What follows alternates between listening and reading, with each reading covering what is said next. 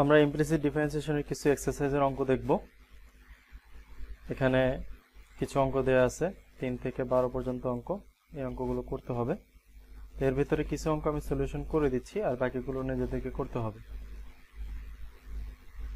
এখানে আমাদেরকে আলটিমেটলি বের করতে হবে dy/dx। সবগুলোই ইমপ্লিসিট ইকুয়েশন, x এবং y একসাথে মিক্স করা আছে। তো আমরা কিছু সলিউশন দেখি। 3 নম্বর অঙ্কে find dy/dx by implicit differentiation দেয়া আছে x² + y² = 100। তাহলে differentiating both sides with respect to x এর সাপেক্ষে আমরা উভয় পক্ষে ডিফারেন্সিয়েট করতেছি। তাহলে এই x² + y² কে ডিফারেন্সিয়েট করলাম, x² + y² কে ddx দিলাম, আর এই পাশে যে 100 আছে এটাকেও ডিফারেন্সিয়েট করলাম। তো এখানে ডিফারেন্সিয়েশনটা দুইটা টার্মে আলাদা আলাদা করে ভাগ করে চলে যাবে, x² এর সাথেও যাবে আবার y² এর সাথেও চলে যাবে। তাহলে ddx of x² plus ddx of y², আর এখানে যে 100 আছে এটাকে ডিফারেন্সিয়েট করলে হয় 0। এখন x² কে ডিফারেন্সিয়েট করতেছি আমরা x এর সাপেক্ষে, তাহলে অবশ্যই সূত্র অনুযায়ী টুয়াইস x, কিন্তু এখানে আমরা y² কে ডিফারেন্সিয়েট করতেছি x এর সাপেক্ষে, অর্থাৎ এই অংশটা আর এই অংশটার ভিতরে পার্থক্য হলো যে আমরা x এর সাপেক্ষে করতেছি, এখানে xই আছে, কিন্তু এখানে আমরা x এর সাপেক্ষে করতেছি, x এর জায়গায় আছে y। তো এর আগে আমরা চেইন রুলে দেখছি যে x এর জায়গায় অন্য কিছু থাকলে কিভাবে করতে হয়। তাহলে আমরা এই y কে x এর ফাংশন হিসেবে ধরে নিয়ে আমরা ডিফারেন্সিয়েট করব। তাহলে x এর জায়গায় এখানে ধরে নেব যে y আছে, তাহলে সেই হিসাবে এখানে ডিফারেন্সিয়েট করলে এই টুয়াইস x এর মতো এখানে টুয়াইস y ও হবে, তবে x এর জায়গায় y থাকার কারণে dy/dx হবে, অর্থাৎ y কে আরেকবার ডিফারেন্সিয়েট করা হলো = 0। তাহলে আমরা এই পাশে dy/dx টা রেখে যে টুয়াইস x টা আছে এটাকে সমান সমানের অপোজিট পাশে নিয়ে আসলাম। এখন দেখতেছি যে উভয় পক্ষ থেকে 2 কাটাকাটি চলে যায়, আর dy/dx = y টাকে এই পাশে নিয়ে আসলে dy/dx আসে -x/y। তাহলে এটাই হলো আমাদের অ্যান্সার।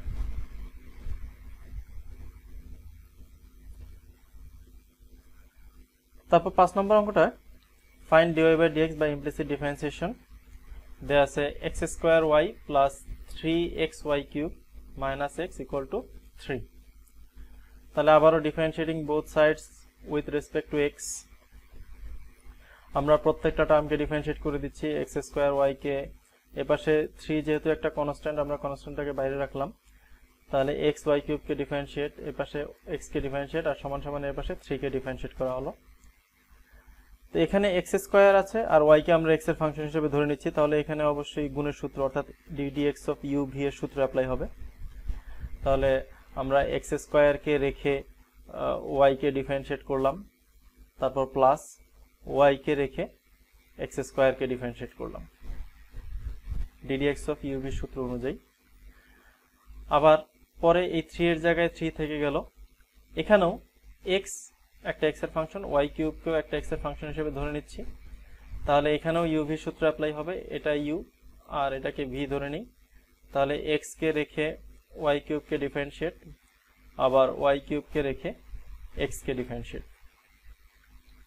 যেহেতু এই 3 এই পুরো জিনিসটার সাথে গুণ আকারে আছে, এই কারণে 3 এর পরে একটা থার্ড ব্র্যাকেট দিয়ে সম্পূর্ণটাকে একসাথে রাখলাম। আর এপাশে ddx of x মানে সরাসরি সূত্রই হলো 1, আর এপাশে ddx of 3 একটা কনস্ট্যান্টকে ডিফারেন্সিয়েট করলে রেজাল্ট আসে 0। তারপরে এখানে যা আছে তা থাকবেই। ddx of x² সেটাকে করলে টুয়াইস x আসে, আর এখানে ddx of y³, তাহলে আবারও x এর সাপেক্ষে করতেছি, x এর জায়গায় y আছে, তাহলে এটা হবে 3y², আর যেহেতু x এর জায়গায় y আছে তাহলে এখানে আমরা y কে আরেকবার ডিফারেন্সিয়েট করতেছি ddx of y বা dy/dx, আর এখানে ddx of x মানে 1। তারপরে এখানে যা আছে এখানে এটাকে সাজিয়ে লিখলাম যে 2xy, এই 3 দিয়ে গুণ করে দিলাম, প্রত্যেকটা টার্মে 3 দিয়ে গুণ করে দিলে এই 3 আর 3 মিলে 9 হয়ে গেল, তাহলে 9xy square dy by dx এর জায়গায় ডিওয়াই বাই ডিএক্স রয়ে গেল। আর এই পাশে 3 দিয়ে y কিউবকে গুণ করলে 3y কিউব, আর এই পাশে -1 রয়ে গেল।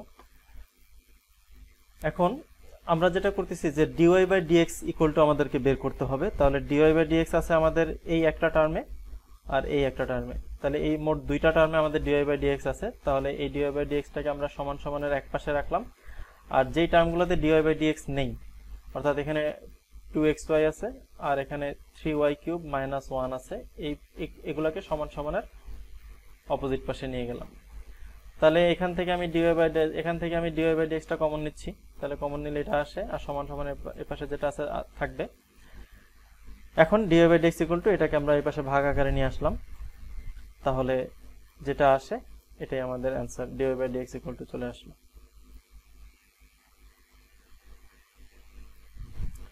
তারপরে আমরা 7 নাম্বার অঙ্ক দেখব। এখানেও ডিওয়াই বাই ডিএক্স বের করতে বলছে, দেয়া আছে 1/√x + 1/√y = 1। তাহলে differentiating both sides with respect to x, আমরা প্রত্যেকটা টার্মে আবারও ডিফারেন্সিয়েট করে দিচ্ছি। 1/√x কে করলাম, 1/√y কে করলাম, এই পাশে 1 কে করলাম। তাহলে 1/√x আছে, আমরা জানি রুট মানে x এর পাওয়ার হলো হাফ, তাহলে ওই অনুযায়ী আমরা এখানেও y এর পাওয়ার হাফ লিখলাম। আর যেহেতু 1 আকারে আছে, এটাকে এভাবে লেখা যায় x⁻⁻½ এখানেও y⁻⁻½ লেখা যায়। তারপরে আমরা ddx অফ x⁻n এর সূত্র ব্যবহার করতেছি, যে n এর জায়গায় আছে -½ তাহলে সূত্র অনুযায়ী আমরা জানি n x⁻n−1, তাহলে এই n x⁻n−1 হিসেবে লিখলাম। আবার এখানেও একই রকম, যে x⁻n এর সূত্র, তবে এখানে x এর জায়গায় আছে y, তাহলে আবারও n x⁻n−1, তবে আবারও x এর জায়গায় যেহেতু y আছে, এটাকে আমরা x এর জায়গায় y আছে বলতেছি, তাহলে এই yটাকে আবার ডিফারেন্সিয়েট করা হলো এখানে, তাহলে ডিওয়াই বাই ডিএক্স। তারপর এটাকে ক্যালকুলেশন করলাম, -½ -1 মিলে -3/2, এখানেও একই রকম -3/2। এখন আমাদের টার্গেট হলো dy by dx equal to কি হবে সেটা বের করা। তাহলে ডিওয়াই বাই ডিএক্স রেখে বাকিগুলোকে সমান সমানের উল্টা পাশে পাঠিয়ে দিব। তাহলে এই টার্মটাকে আমরা সমান সমানের এই পাশে নিয়ে আসলাম, তাহলে আসলো half y⁻³ dy by dx equal to -½ x⁻³ এখানে dy by dx equal to কি হয়, এই পাশটাকে আমরা এদিকে নিয়ে আসলাম। এটাকে সিম্পলিফাই করা হলো যে x⁻³ তাহলে মাইনাসটাকে যদি দূর করে দিই, তাহলে x⁻³ সেটা নিচে চলে আসবে, আর এখানে যে y⁻³ আছে, মাইনাসটা যদি দূর করে দিই তাহলে y⁻³ উপরে চলে আসবে। এখানে এরকম ভাবে করা হলো যে x⁻³ ছিল, মাইনাসটা দূর করার কারণে পরের লাইনে এসে এটা ভগ্নাংশের নিচে চলে আসছে, আর এখানে y⁻³ এটা মাইনাসটা দূর করার কারণে পরের লাইনে এসে ভগ্নাংশের উপরে চলে আসছে। এখন আমরা জানি হাফ মানে হলো রুট, তাহলে 3/2 মানে এই এখান থেকে হাফ আর 3 যদি আলাদা করে দেই, তাহলে √y তার উপরে পাওয়ার 3, একই রকম ভাবে নিচেও √x তার উপরে পাওয়ার 3। এখন আমরা যে √y এর উপরে যদি পাওয়ার 3 থাকে, তাহলে এটাকে √y² * √y লেখা যায়। তাহলে সেক্ষেত্রে এখান থেকে আমরা y√y পাবো উপরে, আর নিচে পাবো x√x।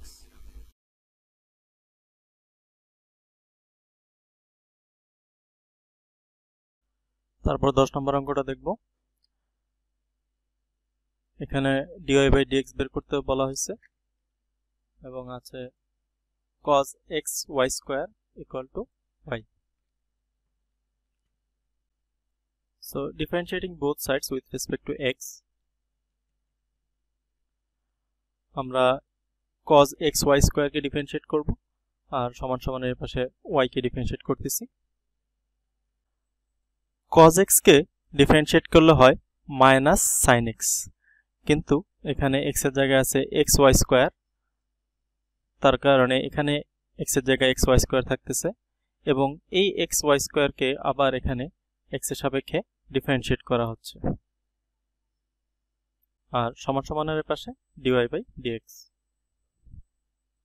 এখন xy² কে ডিফারেন্সিয়েট করলে আমরা এখানে ডিফারেন্সিয়েশনের যে গুণের সূত্রটা ddx অফ uv এর সূত্রটা ইউজ করব, যে x কে রেখে y স্কয়ার কে ডিফারেন্সিয়েট প্লাস y স্কয়ার কে রেখে x কে ডিফারেন্সিয়েট। তারপরের লাইনে আমরা দেখতেছি যে y স্কয়ার কে ডিফারেন্সিয়েট করা হয়েছে 2y সাথে dy বাই dx, আর ddx অফ x মানে হলো 1, যার কারণে লেখা হয়নি। তারপর আমরা minus sine x y square দিয়ে এই দুইটা টার্মের সাথে গুণ করে দিচ্ছি।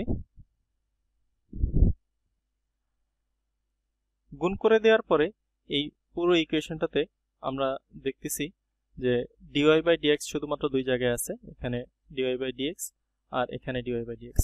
তাহলে আমরা এই দুইটা টার্মকে আমরা একসাথে রাখবো। বাকি যে টার্মটা আছে যে minus y square sine x y square, এটাকে সমান সমানের অপোজিট পাশে নিয়ে যাব। এখন এখানে dy বাই dx এর যে দুইটা টার্ম আছে সেখান থেকে আমি dy বাই dx টা কমন নিচ্ছি। তাহলে dy বাই dx টা কমন নিলে এখানে থাকে minus 2xy sin xy square minus 1। তারপরের লাইনে dy বাই dx টাকে রেখে বাকি যে অংশটা আছে সেটাকে নিচে ভাগ আকারে নিয়ে আসলাম এই পাশে। তাহলে যেটা আসলো এটাই আমাদের অ্যান্সার।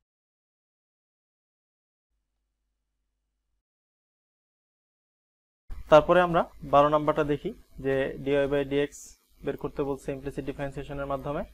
আমাদের দেয়া আছে xy cube by 1 plus sec y equal to 1 plus y to the power 4। তো এটাকে এভাবে রেখেই করা যাবে সরাসরি উভয় পক্ষে ডিফারেন্সিয়েট করলে, তবে সেক্ষেত্রে অঙ্কটা একটু বড় হবে আর ভাগের সূত্র ইউজ করতে হবে, সমান সমানের এই পাশে এসে ভাগের সূত্র ইউজ করতে হবে। তো এটাকে আমরা যদি প্রথমে একটু সিম্পলিফাই করে নিই, আমরা আর গুণ করে আলাদা করে ফেলি, তাহলে আমাদের জন্য আরো সহজ হবে। তাহলে আমরা আর গুণ করে ফেললে xy কিউব থাকবে, আর এই পাশে যদি আমরা গুণ করে দিই এটার সাথে এই অংশটা, তাহলে এই পাশে পুরো অংশটা চলে আসবে। তাহলে আমাদের ডিফারেন্সিয়েশনে পরবর্তীতে অঙ্কটা সহজ হয়ে যাবে। তাহলে differentiating both sides with respect to x, আমরা x এর সাপেক্ষে উভয় পক্ষে ডিফারেন্সিয়েট করে দিলাম দুই পাশে। এখানে আমাদের গুণের সূত্র ব্যবহার করতে হবে, এটা u আর এটাকে v ধরে। তাহলে x কে রেখে y কিউব কে ডিফারেন্সিয়েট, আবার y কিউব কে রেখে x কে ডিফারেন্সিয়েট, আর এই পাশে ddx অফ যদি পুরোটাকে ডিফারেন্সিয়েট করে প্রত্যেকটা টার্মে ডিফারেন্সিয়েট করে দেই, তাহলে 1 কে ডিফারেন্সিয়েট করলে হয়ে যাবে আমাদের 0, y টু দি পাওয়ার 4 কে ডিফারেন্সিয়েট করলে হবে 4y cube into dy by dx, যেহেতু x এর জায়গায় y আছে তাহলে dy বাই dx লিখতে হবে। sec y কে ডিফারেন্সিয়েট করলে হবে sec y 10y into dy by dx, আবারও কারণ x এর জায়গায় y ধরে আমরা করতেছি। তারপরে এখানে আবার আমাদের গুণের সূত্র y to the power 4 sec y, তাহলে y টু দি পাওয়ার 4 কে রেখে sec y কে ডিফারেন্সিয়েট প্লাস sec y কে রেখে y টু দি পাওয়ার 4 কে ডিফারেন্সিয়েট। তারপরে আমরা এখানে দেখতেছি যে ddx অফ y কিউব এটা সমান 3y square into dy by dx, ddx of x মানে 1, তাহলে শুধুমাত্র y কিউব থাকে। এই পাশে 4y cube dy by dx যেভাবে ছিল এগুলো সবগুলোই যেভাবে ছিল সেভাবেই আছে এখানে। তারপর এখানে ddx অফ sec y, তাহলে ddx অফ sec y মানে আমরা আবার জানি যে sec y ইনটু 10y আবারও dy বাই dx হয়ে যাচ্ছে। তারপর আবার sec y কে রেখে y টু দি পাওয়ার 4 কে যখন করব তাহলে এই 4y cube dy by dx, কারণ আবারও x এর জায়গায় y আছে এই কারণে y কে ডিফারেন্সিয়েট করা লাগছে। তারপরে আমাদের এখন ডিফারেন্সিয়েশনের কাজ শেষ, আমাদের শুধুমাত্র dy বাই dx যেখানে যেখানে আছে সেগুলোকে একসাথে রাখবো। আমরা দেখতেছি এই টার্মে dy বাই dx আছে, তারপর এই টার্মে আছে, তারপর এই টার্মে মোটামুটি ম্যাক্সিমাম সব টার্মে আছে, শুধু একটা টার্মে নাই যে y কিউব, শুধুমাত্র এই একটা টার্মে dy বাই dx নাই। তাহলে এটাকে এক পাশে রেখে বাকি সবগুলোকে আরেক পাশে নিয়ে আসলাম, ইকুয়াল টু এই পাশে মাইনাস y কিউব। এখন এই সবগুলো থেকে dy বাই dx টা আমরা কমন নিব, dy বাই dx টা কমন নিলে বাকি যে জিনিসটা থাকে এটাকে আমরা পরের লাইনে এসে y কিউবের নিচে দিয়ে দিব। তাহলে আমরা দেখতেছি যে dy বাই dx সমান সমান আসে উপরে মাইনাস y কিউব আর নিচের এই পাশে পুরো অংশটাকে নিচে নিয়ে আসলাম। তাহলে এখানে আমাদের অঙ্ক শেষ হয়ে গেল।